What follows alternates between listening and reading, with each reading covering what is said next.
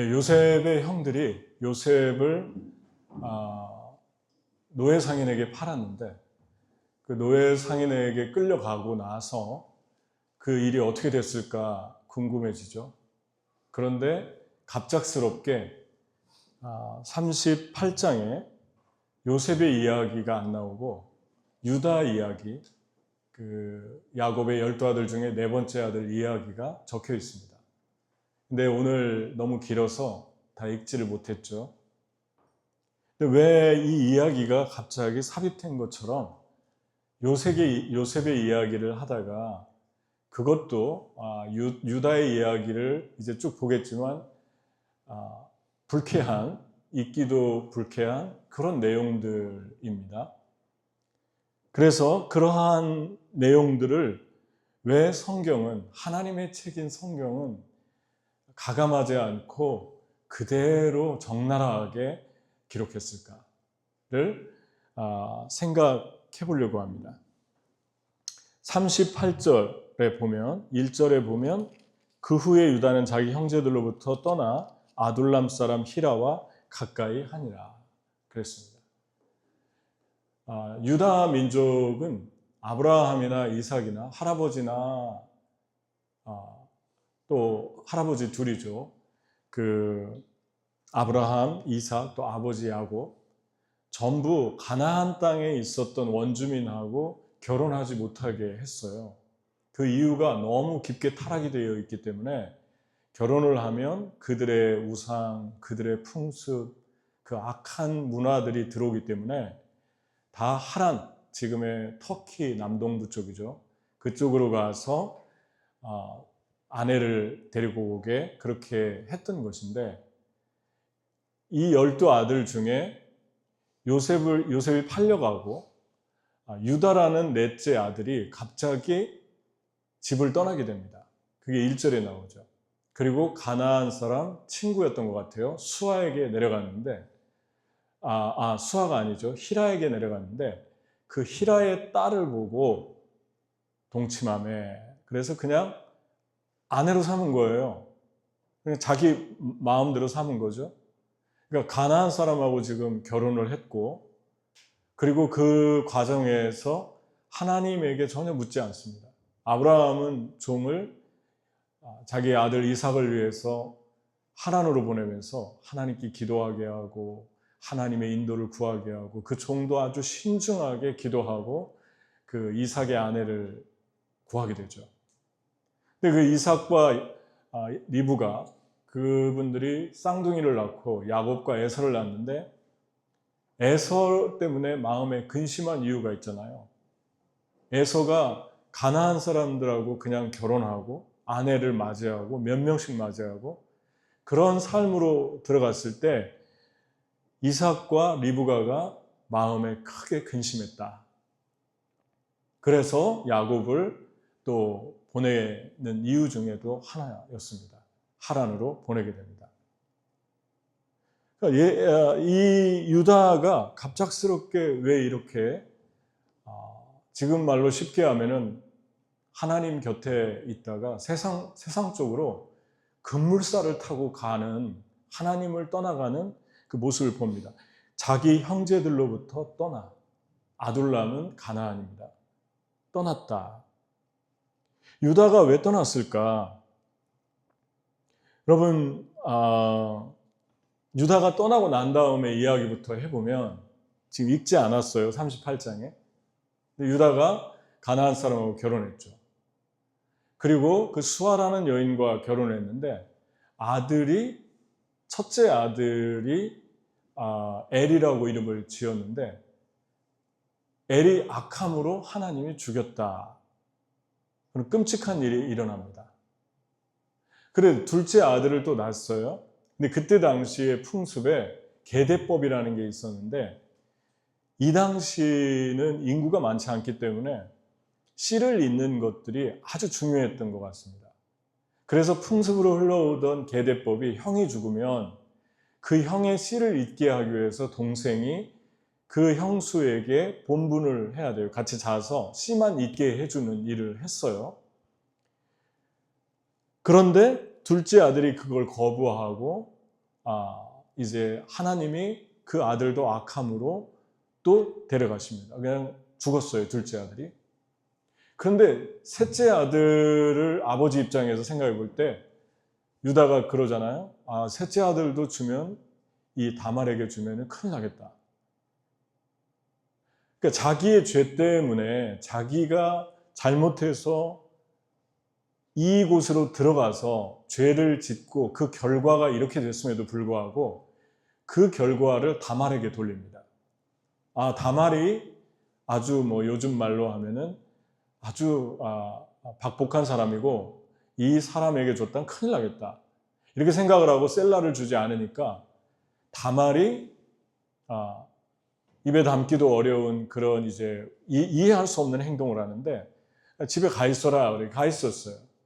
유다가 양털 깎는 그 축제에 자기 친한 친구, 자기 아내의 아버지죠, 히라하고 그 축제에 내려갔는데 내려가다 길목에 그 말을 다말 며느리가 듣습니다. 그리고 가만히 보니까 아들을 줄 것 같지 않아요. 이 여인은 다른 정욕적인 그런 본능이 아니라 씨를 잇고 싶었던 거예요. 유다의 가정에서. 그런데 그걸 안 해주니까 율랑녀처럼 변장을 하고 시아버지를 유혹합니다. 그런데 시아버지는 그 유혹에 넘어가는데 시아버지가 유혹에 넘어간 거하고 다말이 접근한 거하고는 동기가 다릅니다. 시아버지가 죄를 진 거죠 또. 왜냐하면 아내도 죽었어요. 그러니까 아들 둘이 죽고 아내도 죽고 그러면서 이제 담보로 무엇을 줬냐면 그때는 율랑녀들의 얼굴을 가렸기 때문에 베일로 가렸기 때문에 담보로 끈과 도장과 지팡이를 줬습니다. 그러니까 끈과 도장과 지팡이를 달라고 그랬어요, 다말이. 그래서 그걸 주니까 얼굴은 못 본 상태죠, 베일에 가렸기 때문에. 그걸 주니까 이 여자가 담보를 잡고 나중에 딴소리 할 수 있으니까요. 그리고 기다리고 있는데 3개월이 지나서 유다가 가만히 생각하니까 도장도 뺏겼죠. 지팡이도 뺏겼죠. 그 당시에는 자기 지팡이도 다 무늬가 달랐거든요. 그리고 끈도 뺏겼죠. 그래서 그 빨리 찾아오라고 염소 새끼를 주고 자기 친구한테 살짝 부탁을 했어요. 아무도 소문나지 않게. 그랬더니 자기 친구가 내려가서 보니까 그 길에는 율랑녀가 있는 곳이 아니다. 그러니까 뭐라고 얘기를 하냐면 그로 그것을 가지게 그냥 둬라. 우리가 부끄러움을 당할까 하노라. 부끄러우니까 창피하니까 그냥 그걸 덮어두자. 그리고 그냥 없었던 일로 하자 하고 은폐했어요.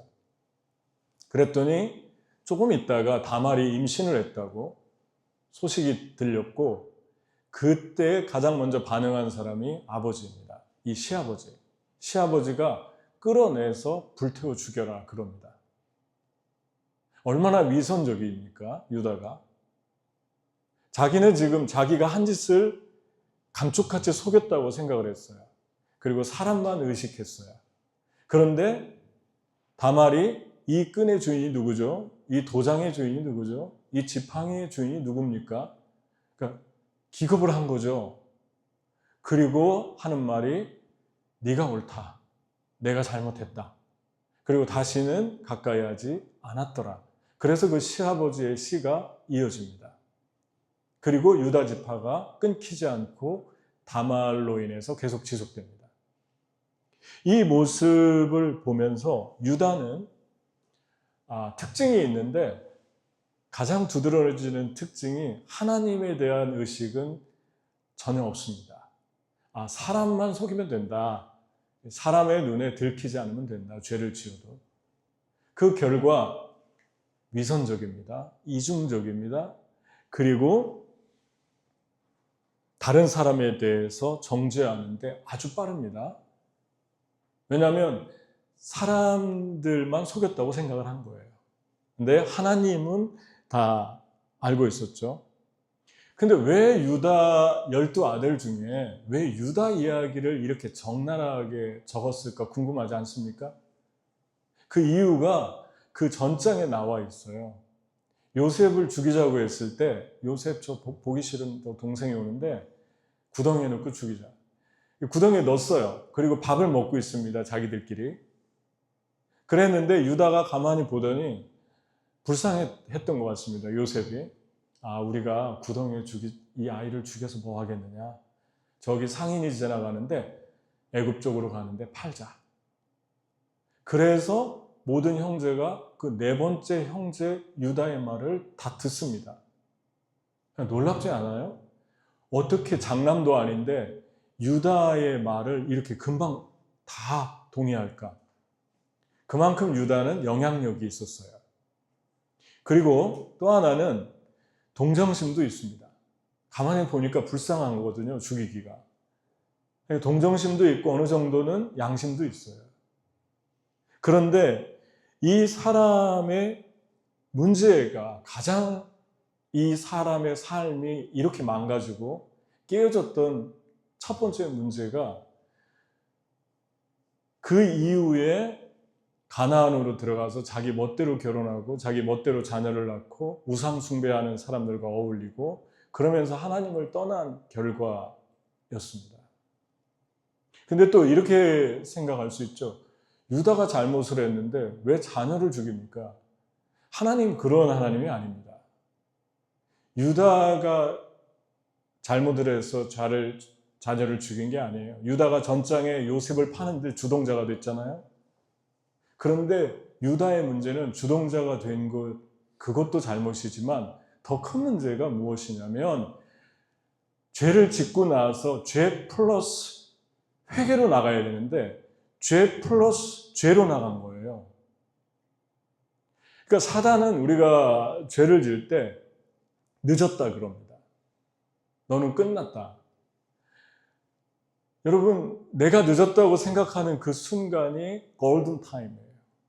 하나님이 볼 때는 최고의 적절한 시간입니다. 그때 시작해야 되는데 유다는 자기 형제를 떠나고 자기 가족을 떠난 걸 보니까 그것도 하나님 싫어하는 그 소돔과 고모라성 같은 가나안 땅으로 들어가서 그 사람들하고 어울리면서 자기 가족들하고 끊었어요, 관계를. 이것을 보면 이렇게 생각할 수 있습니다. 왜 끊었을까? 왜 나갔을까? 다른 아들들하고 다 같이 요셉을 판 거는 똑같은데 왜 나갔을까? 왜 그랬을 것 같습니까? 제가 곰곰이 묵상을 해봤어요. 그랬더니 하나님이 이런 영감을 주셨습니다. 유다는 죄를 짓고 괴로웠던 것 같아요. 그것도 자기가 주동자잖아요. 가장 영향력 있던 형제였습니다. 그러니까 갑자기 죄를 같이 졌는데 다 싫어졌고 에라 모르겠다. 나는 그냥 다 잊고 싶다 하고 떠난 거예요. 여기서 주는 포인트는 되게 중요한데 이게 뭐냐면 우리가 죄를 지었을 때 왜 유다처럼 이렇게 망가집니까? 그 아들이 악을 행했기 때문에 아들이 심판을 받은 거예요. 그런데 그 동기를 유다가 제공했어요. 아무런 기도도 없이 아무런 하나님의 인도도 없이 자기 멋대로 산 거예요, 그냥. 그러니까 그의 삶이 디제스터, 완전히 다 파괴되고 깨지는 길로 걸어 들어갑니다. 우리가 언뜻 보면 요셉에게 이렇게 행했으니까 하나님이 유다를 심판했어 라고 그냥 1차원적인 생각을 금방 할 수 있어요. 그런데 다른 아이들도 같이 했는데 왜 유다의 삶은 유독 이렇게 다 만지창이가 되었을까? 이유는 다른 자녀들은 그래도 더 이상 나가지 않았어요. 집에 있었습니다. 하나님 곁에 있었고 아버지의 하나님을 붙들었습니다. 그런데 이 아들은 떠났어요. 그리고 아버지로부터 멀리. 구약의 탕자는 저는 유다 같아요. 신약의 탕자는 둘째 아들이지만 구약의 탕자는 유다 같아요. 그래서 온 가족이 다 깨지게 됩니다. 근데 그 키가 죄 플러스 죄로 죄 플러스 죄는 무엇입니까? 파멸과 죽음과 상처와 고통만 남는 겁니다. 죄의 삭은 사망이요 하나님의 연사는 우리 구주 예수 안에 있는 영생입니다. 로마서 6장 23절 말씀. 그런데 여기서 주는 메시지는 죄를 지었어도 회개해라. 더 이상 나가지 마라. 사단은 계속 나가라고 그럽니다. 이제 끝났으니까 그냥 뭐 이미 더러워졌는데, 이미 죄졌는데 더. 그래서 결국 깊숙이 세상으로 가는데 그 세상은 마지막은 파멸과 죽음입니다. 반드시 대가가 있다. 여러분, 하나님은 사랑입니다. 그리고 하나님은 용서입니다. 하나님은 기다리십니다. 탕자도 기다리십니다. 근데 한 가지 우리가 꼭 알아야 될 게 있어요. 하나님 두려운 분입니다. 하나님 정말 심판하시기 시작하면 무섭습니다. 두려운 하나님에 대해서 옛적에는 우리 어른들이 아이를 키울 때 강하게 키웠어요. 혼내고 체벌하고 벌도 주고. 그래서 아이들이 하나님에 대해서도 너무 두려워해서 그 세대는 그 50년대, 40년대, 60년대에 태어난 그 부모 밑에서 태어난 자녀들은 아버지, 엄마가 무서우니까 하나님도 두려워하고 무서워해서 그게 너무 탈이에요. 하나님을 무서워서 따르는 거. 그런데 떠나진 않아요. 율법적이 되고 종교적이 되는 거지, 의무적이고 벌 받을까 봐. 근데 요즘은 달라졌습니다. 90년대 이후, 80년대 이후부터 잘 살고 잘 먹고 하니까 아이들을 낳으면 내 아이가 세상에 최고죠. 내 아이는 최고예요. 그래서 왕처럼 공주처럼 키우다 보니까 하나님의 형상이 자녀들에게 반대로 리플렉션 되고 있습니다. 반대로 투사되는데 어떻게 됩니까? 하나님 사랑이야. 어떤 짓을 해도 괜찮아. 그리고 하나님은 용서하고 기다려요. 맞습니다. 그런데 구약의 하나님, 신약도 마찬가지입니다. 예수님이 그러잖아요. 수고하고 무거운 짐진 자들아 다 내게로 오라. 내가 너희를 쉬게 하리라. 그런데 가버나움을 향해서 울면서 말씀하잖아요. 내가 너희를 품으려고 한 적이 몇 번이냐. 가버나움아, 가버나움아. 내가 너희에게 전한 회개의 복음을 소돔과 고모라에 전했으면, 두로와 시돈의 이방인들에게 전했으면 벌써 죄를 뒤집어 쓰고 슬퍼하면서 회개했을 것이다. 너희가 심판 때에 어떤 심판을 받을지 기억해야 된다. 분명히 심판을 말씀했어요. 예수님도. 여러분, 하나님께서 여러분과 저희가 죄 가운데 나갈 때 그 죄 때문에 우리를 파멸시키는 게 아니라 죄 플러스 죄로 나갈 때 심각해지는 것입니다. 그래서 주께 돌아와야 돼요. 그리고 하나님 두려워해야 됩니다. 하나님 의식하고 살아야 됩니다. 아멘. 하나님 의식하지 못하는 데서 이게 다 파생됐어요. 죄 플러스 죄가 하나님 의식하지 않고 사람 의식합니다. 부끄러울까? 두렵다? 덮어둬라. 내 도장 없어도 돼. 내 끈 없어도 돼. 덮어둬. 하나님 의식하면 못 덮어둡니다. 가슴을 치고 땅을 치고 회개하고 사람한테 가서도 회개하고 회개하려고 노력하죠. 하루아침에 안 되면 이틀 걸리면 이틀, 2년 걸리면 2년, 20년 걸리면 20년 하나님 앞에 계속해서 나가려고 하는 그것이 회개입니다. 회개. 근데 요셉을 보죠. 요셉은 아주 대조적입니다. 자, 이제 요셉으로 넘어갔어요. 요셉이 어떻게 됐을까요? 2절에 보면 보디발의 집에 팔려 들어갔어요. 그런데 보디발이 가만히 보니까 여호와께서 요셉과 함께 하심으로 그가 형통한 자가 되어 그의 주인 애굽 사람의 집에 있으니. 보디발은 여러분 당시에 애굽의 그 신은 수만 개가 넘었어요. 모든 지금의 헬라 철학에서 나온 헬라의 신들, 신화들, 일본의 신들, 인도의 다신론은 이집트의 다신론의 기원을 두고 있어요. 메소포타미아 문명, 4대 문명 중에 하나인 이집트에서 다 파생된 겁니다. 그런데 이런 우상을 섬기는 사람이 요셉을 가만히 보니까 하나님을 안 믿는데 들어본 적도 없겠죠. 어떻게 하나님이 요셉과 함께 하심으로 어떻게 알았을까요? 하나님도 모르는 사람이. 지금 애굽에는 하나님을 믿는 사람이 단 한 사람밖에 없어요. 요셉밖에 없잖아요. 이스라엘의 하나님이었는데 지금 요셉밖에 없잖아요. 들어본 적도 없어요. 하나님이라는 말을. 야훼, 히브리어로. 그런데 어떻게 하나님이 요셉에게 복을 준 걸 압니까? 요셉이 하나님께 기도하고 요셉이 하나님을 찾았고 요셉이 하나님과 정규적으로 만나는 걸 본 거예요. 아, 제가 믿는 분이 누가 있는데 그분이 하나님이었구나. 그런데 하나님이 쟤를 보면 하나님이 복을 주는구나. 요셉을 보면 하나님 복을 주는구나. 그걸 보고 보디발이 다 맡겼어요.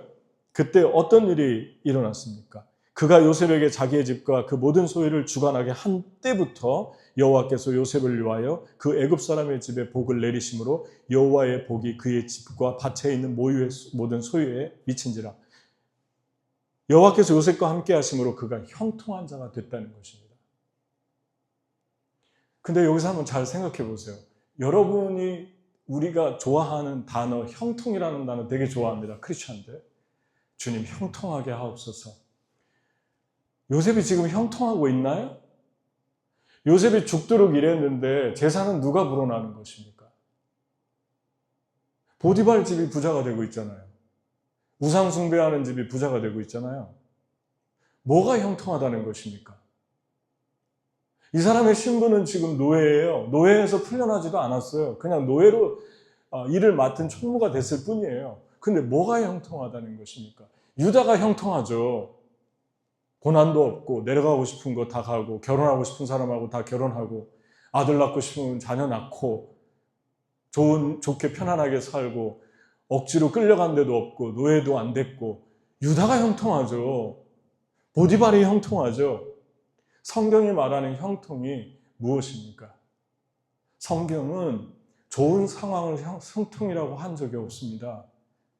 어떤 상황에 있든지 하나님이 그 사람과 함께해서 일이 풀어져 나가는 것을 형통이라고 합니다. 아멘? 그게 형통이에요, 오늘. 마츠리하이라는 히브리어. 하나님이 도우심으로 일이 풀린다. 세상 사람들이 저와 여러분을 보면서 이것을 봅니까? 아, 저분을 보니까 내가 저분 하나님은 잘 모르겠는데 저분이 믿는 하나님은 저분을 도와주시고 있고 저 사람의 일을 풀어주고 있다. 이게 느껴지는 거예요. 하나님이 드러난 거예요. 그 사람이 지금 형통하고 있는 거예요. 그런데 우리는 생각합니다. 그냥 모든 것이 갖춰져 있고 안락하고 평안하고 사랑관계 잘하고 모든 것들이 막히지 않고 내가 원하는 것대로 되고 그런데 하나님이 풀어준다라는 건 아무도 몰라요. 왜냐하면 그 사람이 하나님 믿는 것도 모르니까. 그리고 하나님 앞에 정규적으로 기도하는 것도 못 봤으니까. 정규적으로 예배에 나가는 것도 못 봤으니까. 무슨 일이 있어도 저는 예배에 가야 해요. 저는 이 시간에는 교회 가는 사람이에요. 사람에게 보이려고 가는 게 아니라 나는 하나님 없으면 삶을 지탱할 수도 없고 못 삽니다. 그냥 드러내려고 해서 드러나는 게 아니라 그냥 드러나는 거예요. 믿음은. 기도하는 모습 보이려고 그래서 기도하는 사람이다라고 드러나는 게 아니라 그냥 알게 되는 거예요. 여러분 향수를 뿌리면 향수 냄새는 그냥 나는 거 아닙니까? 보이지 않아도. 이게 형통의 마츠라.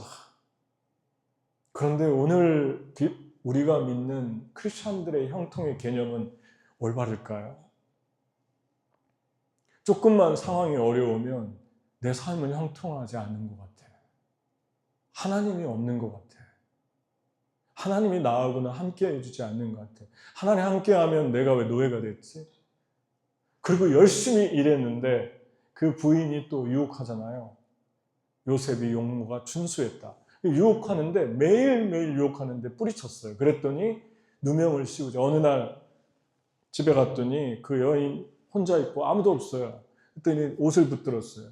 그래서 옷을 버려두고 요셉은 옷에 컴플렉스가 있었을 것 같아요.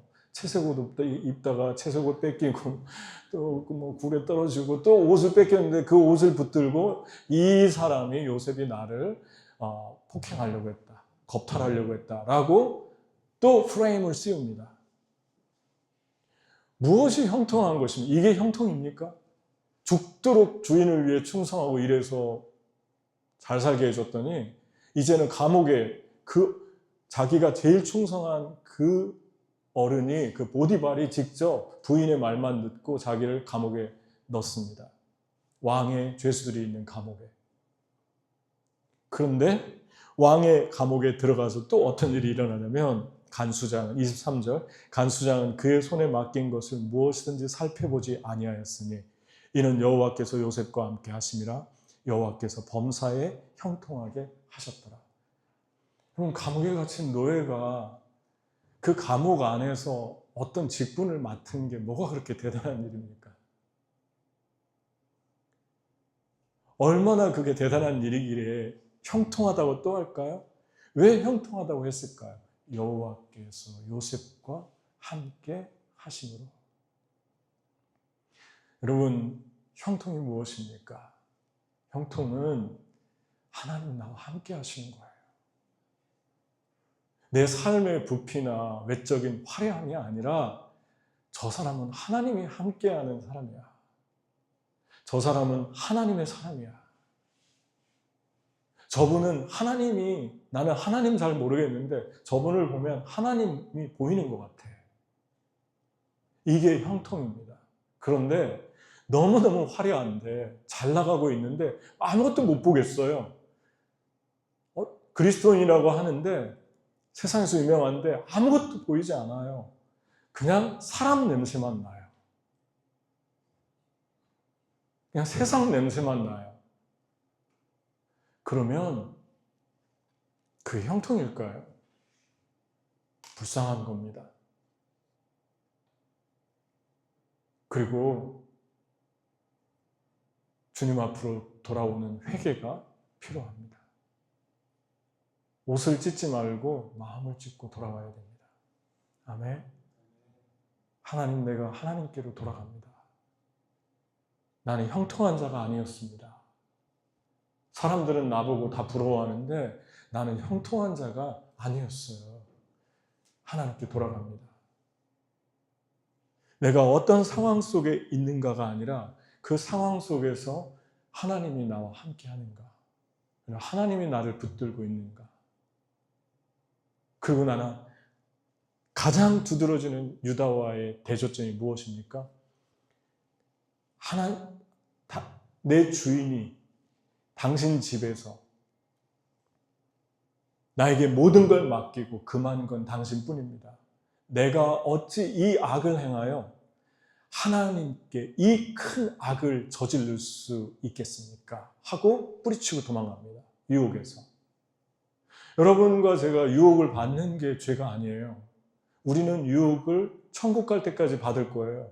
누구도 유혹에서 자유로울 수 없습니다. 아직 우리는 이 땅에 살고 있기 때문에. 계속 유혹받아요. 어떤 방법으로든지 유혹을 받으며 삽니다. 그게 죄가 아니에요. 그런데 반응이 결정합니다. 그런데 그 반응의 힘이 어디서 나왔습니까? 하나님이 보고 있습니다. 그리고 사람의 도리도 이것은 아닙니다. 사람의 도리도. 저는 다시 얘기하건대 예수님 믿지 않고 차라리 우상을 섬기는 사람들의 양심이 더 나을 때도 보는 것 같아요. 목회자로서.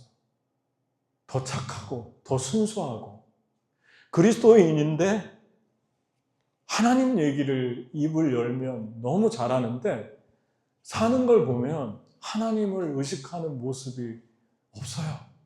그냥 유다예요. 야, 그냥 덮어둬. 그냥 사람한테 너무 창피하다. 덮어둬. 하나님을 의식하면 못 덮어둬요. 내가 견딜 수가 없어요. 잘못한 거 있으면 용서를 구하고 그리고 주님 앞에 기도하고 주님 죄송합니다. 예수님의 보혈로 나를 씻어주세요. 회개하고 하나님 의식하는 게 이런 것입니다. 내가 어찌 인간의 도리로서 나에게 모든 걸 맡겨주는데 이 죄를 범할 수 있습니까? 보디발을 생각했죠. 두 번째, 더 큰 것은 하나님이 나를 보고 있는데 내가 어떻게 이 큰 악을 저지릅니까? 이게 유다와의 차이점입니다. 성경은 의도적으로 유다와 요셉을 대조합니다. 여러분,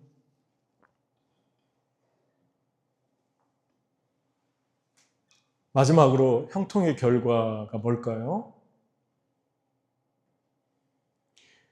요셉은 되게 손해보는 삶을 살았어요. 억울해요. 잘못한 거 없어요. 그 집에 충성했습니다. 보디발의 집에도 충성했고 열심히 일했습니다. 그럼에도 불구하고 이런 상황을 받았을 때 하나님을 바라봤습니다. 근데 유다는 오직 인간적인 술수와 거짓과 방법으로 계속해서 메이크업합니다. 계속해서 또 거짓말을 낳고 계속 그러한 삶을 부정한 삶으로 그것을 순간순간 모면하면서 뚫고 나갑니다. 그런데 여기서 한 가지 되게 중요한 이야기가 있어요. 예수님이 어떤 지파로 오셨죠? 아브라함과 다윗의 자손 예수 그리스도의 세계라. 예수님이 누구의 지파로 오셨죠? 유다 지파로 왔어요. 유다 지파가 어떤 지파입니까? 입에 담기도 추한 지파예요. 이런 지파예요. 유다가 이런 사람이었어요. 그런데 왜 유다 지파로 왔을까요? 여기서 유다의 혈통으로 옵니다. 유다의 혈통이 요셉이고 마리아의 정혼한 남편. 그런데 예수님은 인간 사이에 혈통으로 낳지 않았죠. 성령으로 잉태됐죠. 동정녀 마리아의 몸에. 그런데 유다의 지파로 왔어요. 이유는 하나입니다. 이게 하나님의 사랑입니다. 다시 말하면 너무 죄가 많기에, 너무 부족하기에, 너무 악하기에 그 영혼들 라인으로 와서 그 영혼들을 구원하기 위해서 십자가에 죽고 부활하십니다. 여러분과 제가 주님을 의식하며 살려면 한 가지를 붙들어야 됩니다. 하나님이 나를 선택한 것은 내가 죄인 중에 괴수다. 내가 죄인 중에 괴수기 때문에 내가 모든 사도보다 작다 그랬잖아요. 바울이 처음에. 그 다음 뭐라고 고백했죠? 몇 년 있다가 내가 모든 성도들보다 작다. 그 다음 마지막 고백 죽기 2년 전에 뭐라고 고백했죠? 내가 죄인 중에 괴수였다. 그럼에도 불구하고 예수 그리스도께서 은혜로 나를 사랑하사 구원해 주시고 그 피를 흘려 나를 대신해 죽으셨다. 그래서 나는 이 복음을 전한다. 피의 복음, 은혜의 복음을 전한다. 율법으로 돌아가지 마라. 인간의 힘과 방법과 종교와 인간의 노력으로 선행으로 하나님께 도달하는 것, 그것 하려고 하는 것 자체, 그것으로 나의 의를 삼으려고 하는 것 자체가 악이다. 너희 안에 선한 것이 없다. 의인은 없나니 하나도 없고 주님이 말씀합니다. 그래서 저와 여러분이 예수 믿고 지난주도 우리 두 분의 어른이 여기서 이렇게 세례를 받았는데 물과 성령으로 세례를 받았는데 그 의미가 무엇입니까? 주님 나는 내 힘으로 선해질 수 없습니다. 주님 나는 내 의로 살 수 없습니다. 나는 죄인입니다. 겸손히 고백하는 시간이잖아요. 예수님 필요합니다. 그래서 예수님이 우리 안에 들어오셨어요. 우리 두 분 안에 들어가셨고 우리 안에 계세요. 그리고 용서해 주셨어요. 지금도 계속 용서해 줍니다. 주님의 은혜로 살고 주님의 사랑입니다. 그래서 우리가 겸손한 거예요. 그래서 우리가 늘 겸손하게 사는 거예요. 겸손하게 살려고 하는 거예요. 주님의 은혜가 나를 만나줬기 때문에. 여러분과 저 안에 주님의 은혜를 주셨습니다. 그런데 한 가지, 은혜 받았으니까, 나는 구원 받았으니까 그 면죄부를 흔들면서 나는 천국 갈 수 있어요 라고 하면서 또 우리의 삶을 유다의 삶처럼 방종하면서 내던질까 봐 하나님의 은혜가 어떤 자들에게 계속해서 지속되고 넘치게 흐르는가, 요셉의 삶 세 가지를 말씀합니다. 첫 번째, 내가 어찌 큰악을 하나님께 죄를 지으리까, 악을 행하여 하나님을 매 순간 의식하고 살았다. 두 번째, 자기 손에 버려두고 도망하여 나감을 보고, 죄의 유혹이 왔을 때 손에 자기 옷을 뺏겼는데 버려두고 도망갔어요. 여러분, 유혹이 오잖아요? 그럼 유혹하고 싸우면 안 돼요. 유혹이 오면은 가장 중요한 게 도망가는 겁니다. 누가 나하고 싸우려고 하잖아요? 뭐 부부도 마찬가지입니다. 어쩌다가 뭐가 부딪히잖아요? 그럼 도망가는 거예요. 잠깐 나가는 거예요. 그 자리를 잠깐 비우는 게 좋습니다. 나가고 혼자 시간 갖고 공원에 가 있고 하나님 생각하고 좀 혼자 있다가, 혼자 차를 마시고 혼자 점심도 먹고 혼자 있다가, 혼자 있어야 돼요. 도망가야 돼요. 죄가 있으면 도망가야 돼요. 탈무드 격언이 있잖아요. 뱀을 가지고 놀면 뱀한테 물린다. 아, 나는 괜찮아요. 이길 수 있어요. 어떤 유혹이라도 이길 수 있어요. 주님이 말씀, 내가 청년의 정욕을 피하고 주를 깨끗한 마음으로 부르는 자들과 함께 의와 믿음과 사랑과 화평을 쫓으라. 피하고 나오잖아. 피하고. 청년의 정욕을 도망가라. 그것이 너 안에서 일어나면 도망가라. 세 번째, 요셉은 하나님과 사람들에게 충성했습니다. 하나님 잘 믿는다고 너무 잘 믿는다고 하는데 하나님께만 잘하고 사람이 준 권위, 사람에게는 아주 형편없이 대하는 사람들이 가끔 있습니다.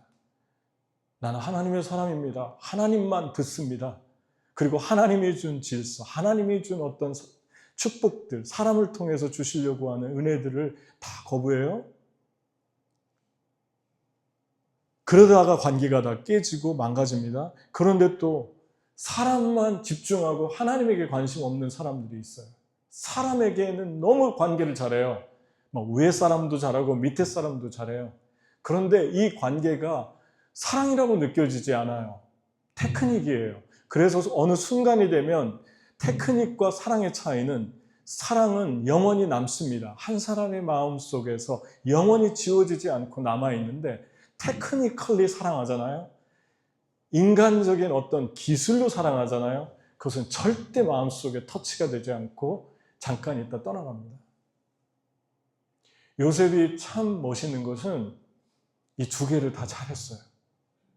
하나님을 사랑하면서도 자기가 섬기는 사람, 간수장, 그리고 보디발, 그리고 왕, 얼마나 잘했습니까? 하나님을 바라봤기 때문에 하나님으로부터 오는 마음이 그 영혼 안에 주어진 거예요. 내가 어떻게 지혜롭게 하면서 이분을 사랑하고 이분을 대할까가 들어왔어요. 그래서 요셉이 너무 멋있습니다. 하나님도 사랑하는데 세상에서도 너무 잘 살아요. 관계도 너무 잘해요. 그 힘이 어디서 왔을까요? 하나님을 바라보는, 진실하게 하나님을 사랑하는 사람들에게 부어주시는 하나님의 능력입니다. 아멘. 이 세 가지 할 때 하나님의 은혜가 여러분의 삶에, 여러분의 자녀에, 여러분이 만나는 사람들에게 흘러갈 것입니다. 여러분 이웃들이 여러분을 보고 믿지 않는데, 예수 안 믿는다고 해도 볼 걸, 저 사람 뭐 하는 사람일까? 저 사람 참 이상하다. 왜 저 사람에게는 이런 게 느껴지지? 저 사람이 예수 믿는다고 한마디도 안 했는데 왜 뭔가 이상한 게 느껴지지? 알고 싶다.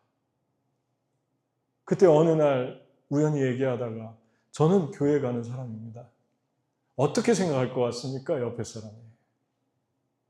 아, 그랬구나. 하나님이 형통하게 하는 것이 무엇입니까? 오늘 형통에 대해서 분명한 데피니션을 얘기했습니다. 만약에 잘 안 들리면 다시 들어야 됩니다. 오늘 한국교회는 형통에 목숨을 건 것 같아요. 그런데 형통의 데피니션부터 첫 단추부터 잘못 낀 것 같아요. 수단과 방법을 가리지 않고 모든 상황이 잘 되는 삶, 그건 형통이 아닙니다. 저주입니다. 형통은 하나님이 보이는 거예요. 아멘. 삶에서. 같이 기도하겠습니다.